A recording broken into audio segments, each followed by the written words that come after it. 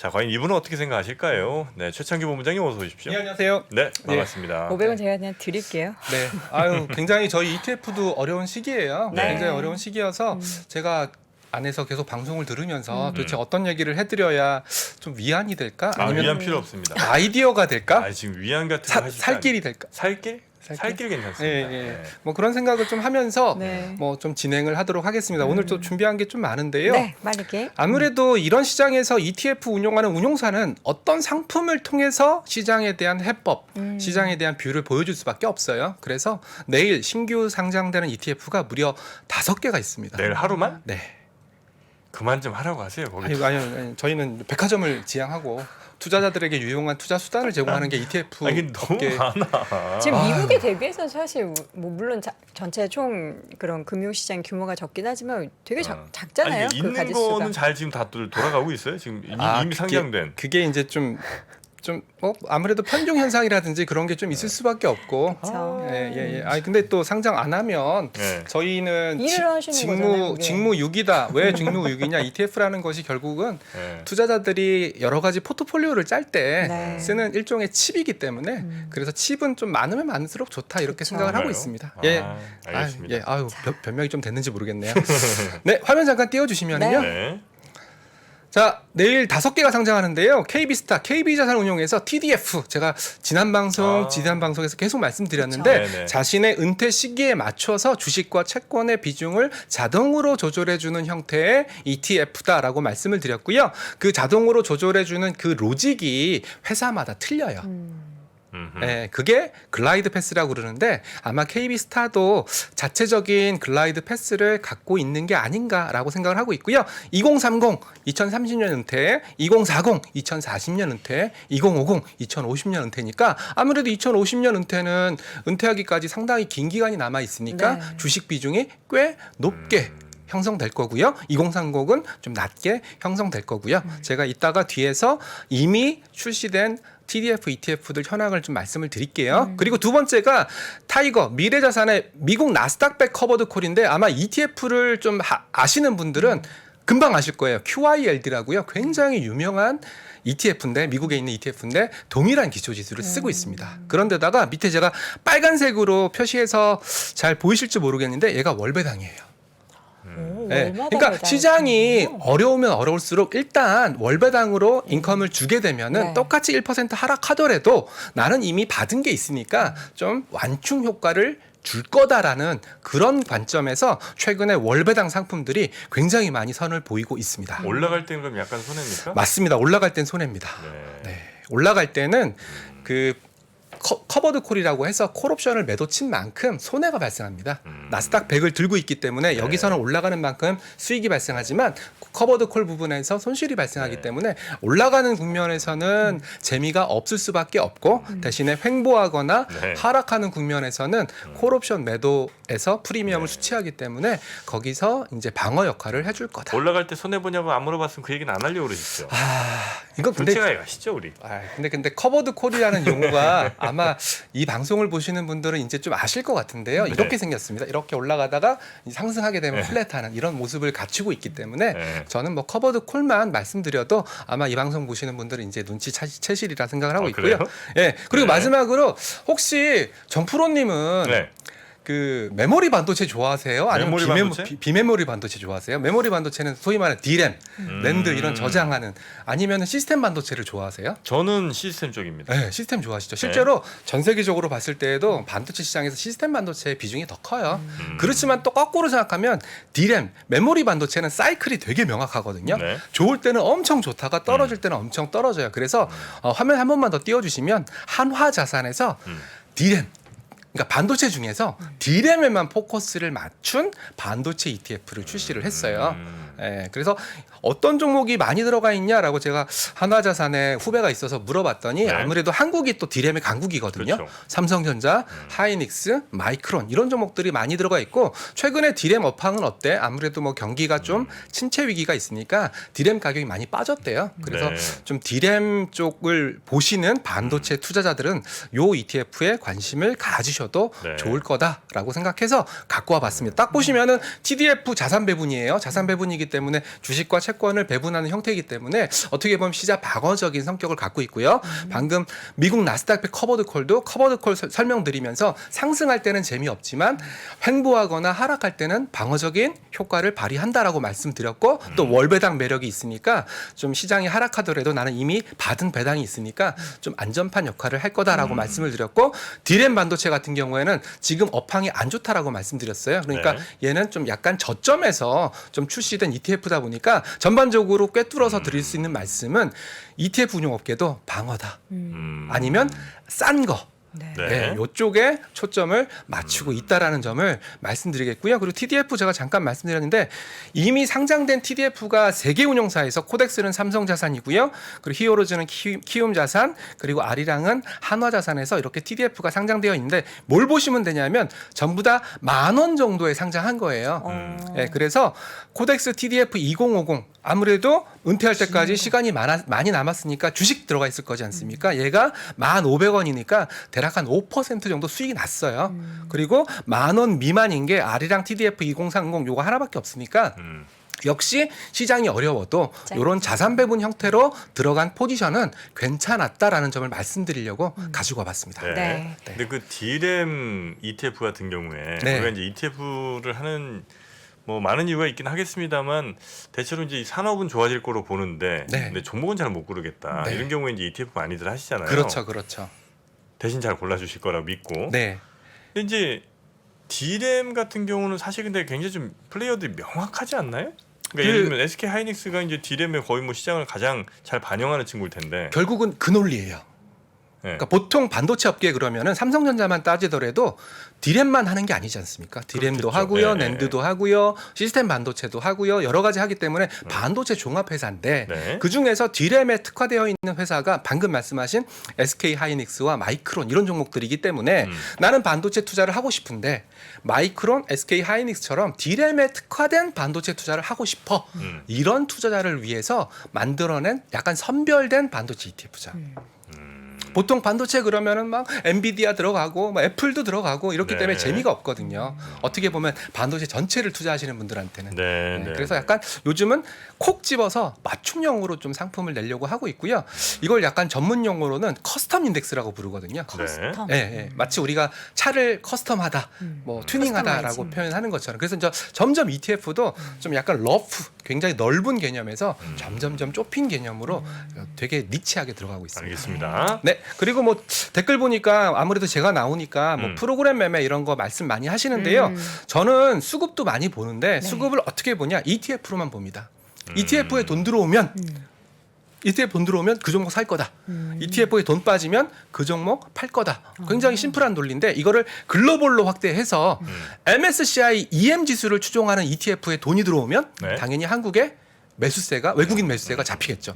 반대로 MSCI EM 지수를 추종하는 ETF에서 돈이 빠지면 네. 저희는 환매라고 부르는데 당연히 외국인들의 현물 매도가 나오겠죠. 네. EM이 이머징 마켓을 네네네. 이야기하는 네, 거죠. 화면 잠깐 띄워주시면은요.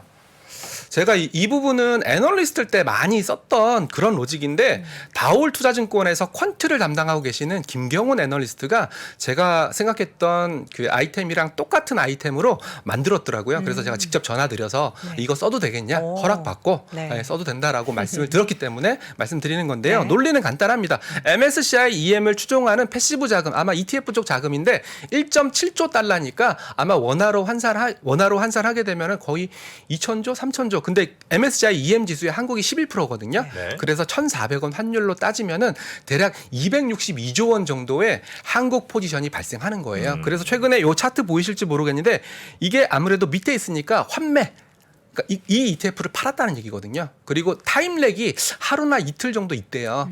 그래서 이 김경훈 애널리스트는 요 ETF로 한국물 매도가 대략 1.5조 원 정도 나와야 되는데 이거는 오늘 나온 보고서니까 오늘 종가는 안 나와 있습니다. 대략 7천억 원 정도 매도가 나왔으니까 아마 앞으로 외국인들 한국 현물 매도가 7천억 원 더 나올 거다.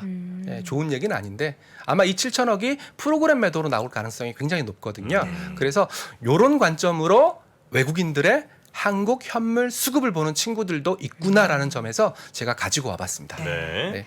아마 이런 것들은 뭐 프로그램 매매, 특히 비차익 거래, 바스켓 매매로 이루어질 거니까 외국인들의 비차익 프로그램 매도가 나온다면 이거는 어제 최창규 본부장님이 말씀하셨던 MSCI EM 지수 관련된 ETF에서 환매가 좀 일어났기 때문에 발생한 패시브적인 수급이구나라고 생각하시면 좋을 것 같습니다. 네. 지금 보니까 또 단기금리 관련된 초단기금리 ETF로 돈이 들어오고 있다고. 예, 이게 어떤 아마 의미일까요? 김도영 팀장이 퀴즈도 냈던 걸로 기억하고 있는데요. 시장이 굉장히 어렵다 보니까 저희도 최근에 채권 ETF나 TDF ETF처럼 방어적인 성격의 ETF를 많이 낸다고 했고 네. 또 금리 상승 리스크가 있기 때문에 채권의 듀레이션을 짧게 가져갈 수밖에 없어요. 길게 가져가면 금리가 올라버리면 굉장히 채권 가격이 많이 망가지거든요. 그래서 화면 잠깐 띄워주시면 최근에 두 ETF가 가장 핫해요. 예. 코덱스 KOFR 금리 액티브, 타이거 CD 금리 투자 키스는 키스 채권 평가의 키스고요. 이 회사가 지수를 만들었기 때문에 키스가 들어간 겁니다. 네. KOFR 금리는 정부가 발행한 국채나 한국은행이 발행한 통한증권을 담보로 하는 RP의 거래 데이터로 산출하는 하루짜리 금리고요.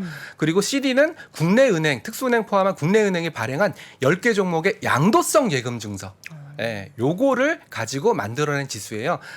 대략 잔존 만기가 CD 금리는 60에서 120일, 그리고 KOFR은 하루기 때문에 아무래도 이쪽으로 최근에 좀 갈 곳 없는 파킹 통장성 자금들이 몰리고 있다. 그만큼 시장은 위험 자산, 주식 안 해.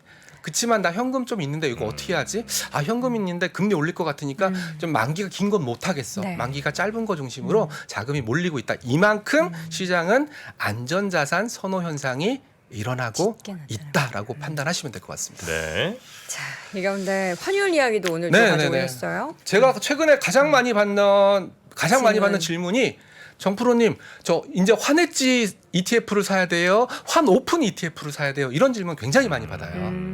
왜냐하면 1,400원이니까. 네. 네, 그래서 화면 잠깐 띄워주시면 일단 뭐 $1에 대한 전망이 필요할 것 같아서 저희 삼성 선물에 전승지 연구원 3%도 굉장히 많이 나오셨던 네네네. 분인데 최근에는 3% 잘 안 나오셔가지고 제가 궁금해서 여쭤봤죠. 네. 그랬더니 1,300원에서 1,450원, 지금 1,400원 정도니까 요 정도 밴드 말씀하고 계시고요. 그리고 주로 거래되는 밴드는 1,300원대를 말씀하고 계시기 때문에 저는 지금 상황에서는 요게 이제 S&P 500의 환 오픈한 ETF와 환 해지한 ETF의 수익률 차이거든요. 빨간색이 환 오픈, 그리고 파란색이 환 해지한 건데 이 정도로 벌어졌으면 또 수렴하겠지. 그래서 이제부터는 1,400원 이상부터는 네. 개인적으로 환 해지된 ETF가 좀 괜찮지 않을까?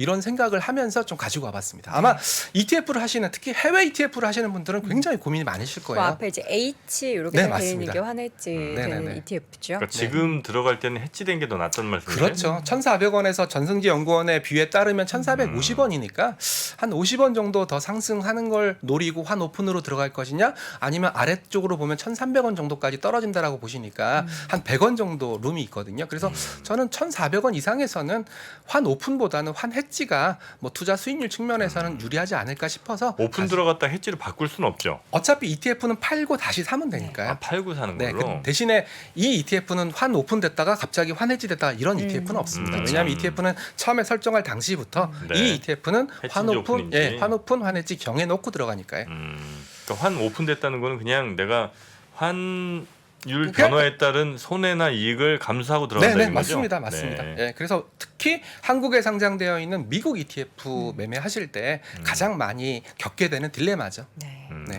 저는 노출된 걸 대체로 좋아하니까. 어디서 노출은 안 하시죠? 아이고 무슨 네. 말씀이세요? 재미없으셨어요? 죄송합니다. 환 노출로 저는 가겠습니다. 네네. 네, 그리고 마지막으로 하나만 더 말씀드릴게요. 네. 최근에 저희 우리 한국은 아닌데 네. 미국에서 개별 종목 ETF가 너무 많이 상장하고 있어요. 그렇죠. 미국에 네. 반대 방향. 테슬라 1.5배, 테슬라 1.25배. 그래서 제가 그거를 이 방송 보시는 분들이 보시기 편하게 표로 만들어 갖고 왔어요. 나이키도 있네요. 네. 여기 보시면은 뭘 보셔야 되냐면 첫 번째는 종목을 보세요. 종목. 네. 테슬라, 애플, 아마존, 마이크로소프트, 구글, 엔비디아, 페이팔, 파이자, 나이키, 코인베이스 종목을 보시고요. 그 다음에 레버리지 쪽 ETF가 많은지 인버스 쪽 ETF가 많은지 그 카운팅을 해보세요. 왜 그러냐면 레버리지는 11개. 네. 왜냐하면 레버리지나 이런 ETF를 만들 때는 항상 수요가 있기 때문에 만드는 거거든요. 자, 테슬라를 보여드릴게요. 테슬라를 보여드리면 레버리지는 2개밖에 없어요. 그렇지만 인버스는 물론 마이너스 100이긴 하지만 인버스는 무려 3개가 있어요. 즉 무슨 말이냐면 테슬라 그 개별 종목 ETF 같은 경우에는 레버리지보다 인버스 수요가 더 많다는 거예요. 네. 자, 그리고 또 재밌는 거 엔비디아 같은 경우에는 레버리지가 없어요. 아, 씁쓸하네. 네, 레버리지가 없어요. 아직 레버리지 엔비디아 레버리지 ETF 내주세요라고 말씀드리는 고객이 없다는 거죠. 그냥 난 숏이다 이거죠. 그렇죠. 그러니까 아니, 제가 근데 테슬라가 예를 들어 레버리지가 2개 있고 인버스가 3개 있잖아요. 근데 레버리지에 사람들이 훨씬 더 돈이 많이 들어가 있을 수도 있잖아요. 네, 그럴 수 있습니다. 네. 그러니까 이걸 보고 아 사람들이 인버스 쪽에 더 많이 베팅을 하고 있구나라고 판단해서는 혹시 안 되는 거 아니냐는 질문입니다. 굉장히 좋은 투자 팁인데, 이건 애널리스트만 할 수 있는 건데. 그래서 이 다음 제가 할 게 뭐였냐면은요. 테슬라 말씀 예를 들어드리면 네. 레버리지 ETF의 거래량이랑 인버스 ETF의 거래량을 서로 비교해 보는 거죠. 누가 더 거래가 많이 되나. 아 그래요? 그것을 전문 용어로 레이쇼라고 부릅니다. 네, 네, 실제로 그런 용어들이 있고요. 그런 데이터를 이용해서 투자 심리. 예, 그러니까 테슬라는 롱을 배팅하는 사람이 많을까, 숏을 배팅하는 사람이 많을까를 예측할 때 이건 네. 펀더멘탈은 아니고요, 수급이죠. 그때 많이 쓰는 지표예요. 네. 예, 역시 정프로님은 정말 신의 한 수인 것 같습니다. 어떤 의미? 너무 통찰력이 뛰어나시다고요. 하나만 보시면은 저는 여기까지만 설명하고 네. 다음에 거래 좀 잘 되면 상장 초기니까 거래가 많이 안 되거든요. 네네. 그래서 거래가 잘 되면 다음 아이템으로 준비하려고 했는데 벌써 선수를 치셔가지고 네. 예, 깜짝 놀랐습니다. 제가 이런 레버리지 뭐 좋아합니다. 네, 3배씩. 네. 그래서 이런 것들도 재미있는 관전 포인트예요. 항상 뭐 ETF 제가 이제 ETF 얘기만 하면은 뭐 ETF 홍보하러 나왔네 이런 말씀 많이 듣는데요. 저는 절대 그런 얘기 안 하고요. 네. 이 ETF를 통해서 테슬라는 롱 배팅이 맞냐, 숏 배팅이 맞냐.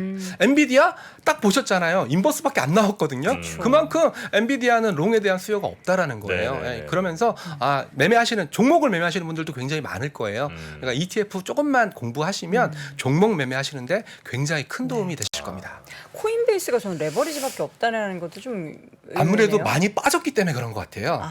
왜냐하면 추세 매매와 역추세 매매가 있거든요. 네. 근데 한국에서는 주로 역추세 매매, 많이 빠졌으니까 사야지, 많이 올랐으니까 팔아야지, 네. 이런 역추세 매매가 좀 일반적인데 아마 코인베이스도 그런 메커니즘 아닐까. 많이 빠졌으니까 이쯤에 레버리지로 한번 손해를 만회해야지, 이런 수요가 더 많다라고 해석하시는 게 좋을 것 같습니다. 네. 자 오늘 준비해 주신 내용 다 네. 나왔을까요? 네네네. 네. 오늘도 뭐 다음번에는 숨이 많이 그 차네요. 정말 딱 그 거래량과 네네네. 대금을 네. 얼마나 또 차이가 나는지 알려주시면 좋을 것 같습니다. 네, 알겠습니다. 네. 네, 함께해 주신 우리 삼성자산운용 최창규 본부장님 대단히 고맙습니다. 예, 고맙습니다. 감사합니다. 예. 신고가에 5만 원 돌파할 때 5만 원에 따라 살 수 있나요, 우리? 내가요?